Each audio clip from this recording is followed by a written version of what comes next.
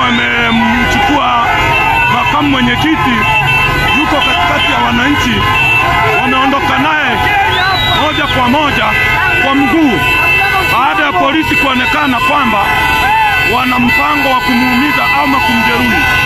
Kwa hiyo ni nani ya wananchi, watu ni wengi na wananchi wameamua kuondoka naye wenyewe kwa mguu.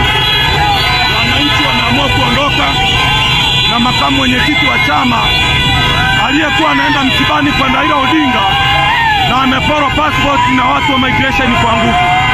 Kwa hiyo wananchi wameamua kuondoka naye kumsindikiza aweze kuondoka eneo lile, kwa sababu usalama wa eneo lile umekuwa mdogo. Kwa hiyo kama mnavyoona, hali ndivyo inavyoendelea hapa kwenye border ya Sirari One Stop Border Point. Wananchi wameamua kuondoka na Mheshimiwa John Heche